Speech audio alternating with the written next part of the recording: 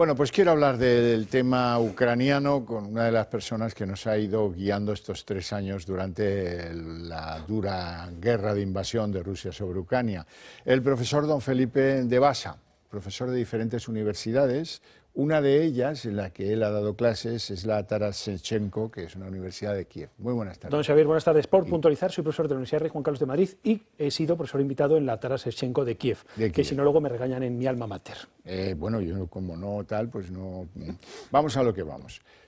Zelensky marginado. Este es un acuerdo de mayores, donde no se sienta cualquiera a la mesa, ni Europa, ni los alemanes, ni los ingleses, ni nada. Siguiendo sus palabras, han dicho los dos mayores que van a hablar entre ellos y que de momento está por ver a quién invitan a sentarse en la mesa y, ojo, no a negociar, en todo caso a escuchar. Por eso los que no están invitados están nerviosos. Primera clave del acuerdo, hasta dónde se conoce, y se conoce gracias al Pentágono. De la OTAN nada. Esa es una pretensión de Putin, que quería la OTAN colocada 3 países más lejos de la frontera con Rusia. Bien, hoy se lo decía Marrute a los ucranianos, nunca les prometimos que iban a ingresar en la organización del Tratado del Atlántico Norte, con lo cual esa ya parece conseguida. Segunda, un poco más compleja, le dicen a Zelensky, olvídese de la integridad territorial de Ucrania tal como estaba concebida, de eso olvídese. Algunos interpretamos, no, esto es explícito, no van a recuperar Crimea, la península de Crimea, invadida, bueno, no invadida, en realidad trampeada para que cayera por supuesta decisión de su asamblea legislativa en el 14. Claro, tampoco parece que sea un gran problema, desde luego para Trump no creo que sepa dónde está Lugansk, ni que le interese demasiado. Y tercera condición, a pagar los ucranianos $500 millones en concepto de ayudas prestadas por Estados Unidos durante la guerra. ¿Qué le parecen las condiciones? Sí, yo he podido hacer una lista de estas condiciones de lo que he ido conociendo de medios rusos y está claro que bueno, ha habido un intercambio de prisioneros, se ha dejado muy claro el tema de la OTAN, Ucrania nunca va a entrar en la OTAN, pero hay que recordar que son los acuerdos 4+2 de la unificación de Alemania, de la famosa República Democrática Alemana y la República Federal Alemana, donde se prometió que la OTAN nunca iría, como usted ha dicho antes, con los 2-3 países, que nunca entraría en los países, por ejemplo, bálticos que entraron. Entonces, Rusia ha estado, digamos, que cediendo. Han dejado claro que no van a volver a las fronteras de 2014, lo que usted ha dicho. El papel de Europa, entre comillas, queda en entredicho, porque claro, si no le van a invitar a la mesa, ¿en qué queda Europa? Lo que ya estamos viendo, por otra parte, que Trump lo que está diciendo es que Europa asuma y pague sus asuntos y sus propios menesteres.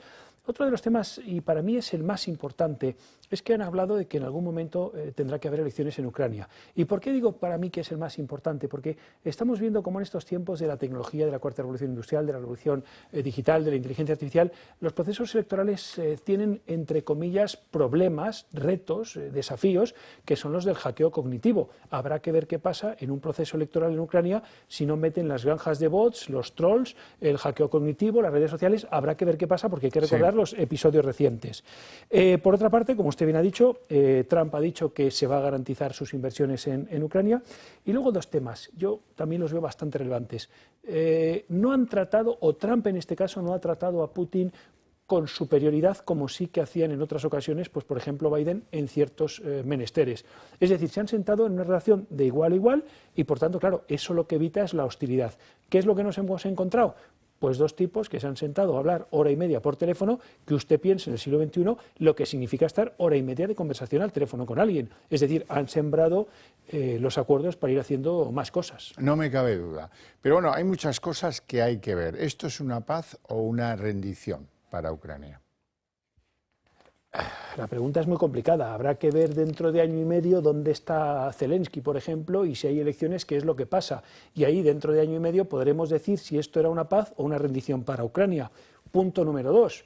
Vemos que el escenario internacional es muy complicado y que las cosas, tal y como yo te decíamos hace tiempo, pues al final hay unos patrones que lo conectan todo. Habrá que ver qué pasa en la Franja de Gaza y habrá que ver qué pasa en muchos más escenarios.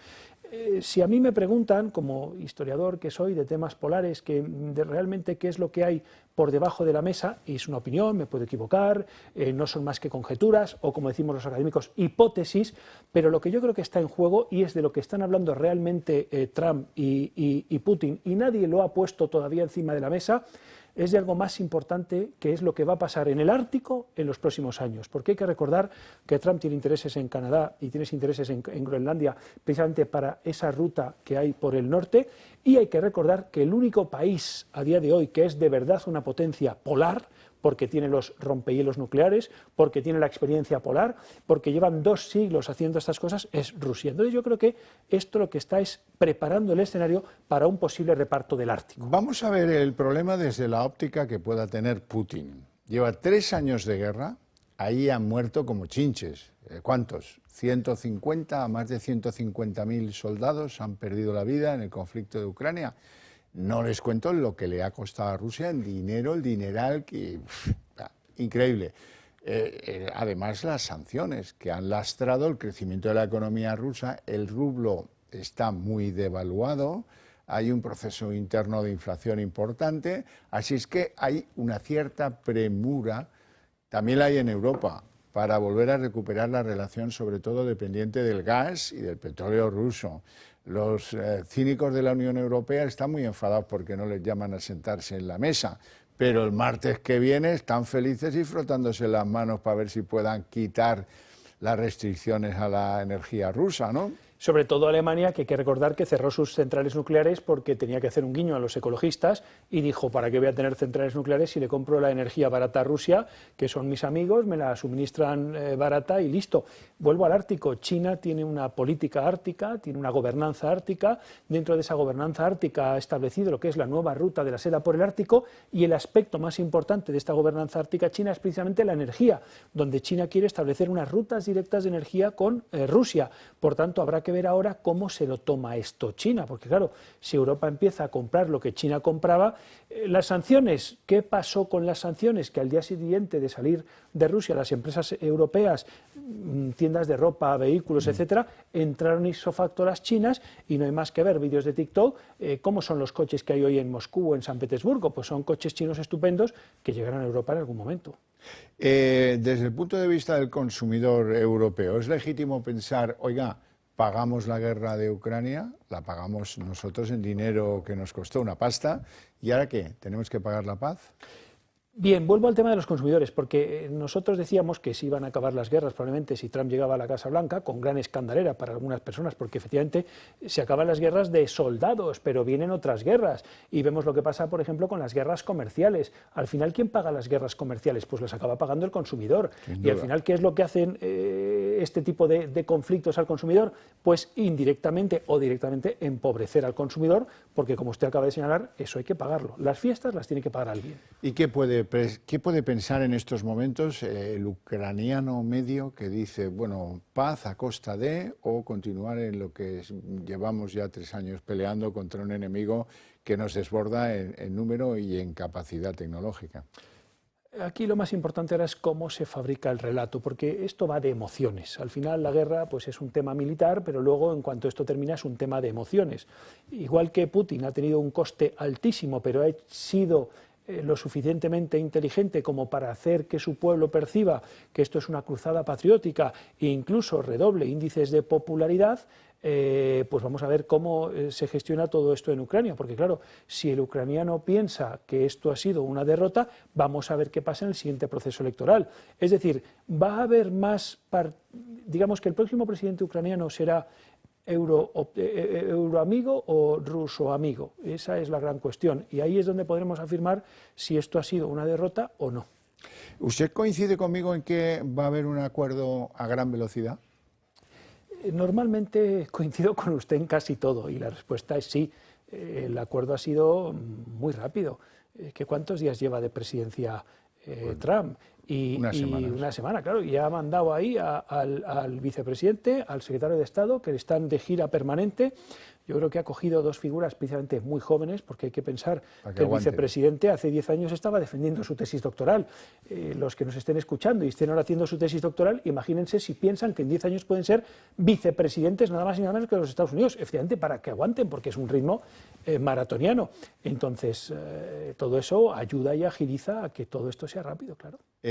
¿Quién puede estar en contra de los planes de Trump? Para mucha gente no hay más que ver los medios de comunicación, cómo empiezan a decir que esto es un tema que hay cosas detrás. Esos no pintan nada. Bueno. Me refería yo al Kremlin, ¿quién puede estar en contra de que, en fin, nos repleguemos después de tantas bajas, de tanto esfuerzo? Ahora mismo los medios de comunicación rusos son optimistas, lo que yo he podido entender.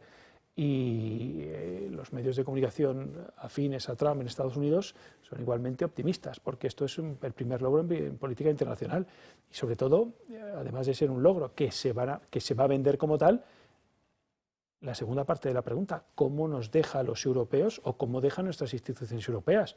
Porque al final queda, bueno, pues que ha llegado el presidente de Estados Unidos, que se ha buscado un nuevo aliado y los europeos... ¿Sabes, Felipe, lo que me llama mucho la atención? Que no se habla, pero vamos, 0,0 de reconstruir Ucrania. Sí, es interesante, porque se ha hablado en Gaza, pero no se ha hablado en Ucrania. También yo me imagino que la situación será diferente. Este tema no lo conozco, pero en cualquier caso no es lo mismo entrar en Gaza que entrar en Ucrania. La cosa es bastante diferente. ¿Por qué? Pues porque igual es Rusia la que, no lo sé, la que se encarga de esta reconstrucción en Ucrania. Insisto, que es que en Ucrania hay personas, ucranianos, amigos de Europa, y hay otros que son amigos de Rusia. Es un pueblo que tiene lo que tiene. Y luego hay rusos que viven en Ucrania. Entonces, gestionar esas emociones va a ser el punto número uno. Y hoy en día, con esa gestión, no se nos olvide que entra el hackeo cognitivo de los cerebros a través de redes sociales, noticias y lo que es en definitiva el relato. Hay dos mundos en los que, por herencia de la época soviética, los rusos de hoy son imbatibles. La propaganda y la agresión, digamos, por vía hacker a diferentes países. Hay otros que son maestros, pero estos, los rusos... Vamos. Hay que recordar el ejército del malvado Prigozhin, que además del ejército Wagner tenía un ejército de trolls con los que donde mandaba las tropas parece ser que primero enviaba a los trolls y parece ser que está detrás de algunas distorsiones en procesos electorales, que es el mal del siglo XXI, la distorsión precisamente en los procesos electorales. Muy interesante. Don Felipe de Basa, un placer enorme tenerte en el programa. Te lo agradezco muchísimo, te deseo una feliz noche. Y ya iremos hablando a ver qué terminamos haciendo en Ucrania y cómo podemos vivir mejor. Una de las claves es, bueno, y esta paz al estilo Trump, un poco western, y aquí saco yo y desenfundo el primero, eso es duradero en el tiempo, pero claro, eso llevará bastante también conocerlo, saber cómo quedan las cosas. Hasta la fecha, don Xavier, nos hemos equivocado poco. No sé si en un futuro nos equivocaremos más o no, pero bueno, vamos a ver qué pasa dentro de unos meses. Iremos viendo. Muchísimas gracias. A usted, don Xavier, buenas tardes.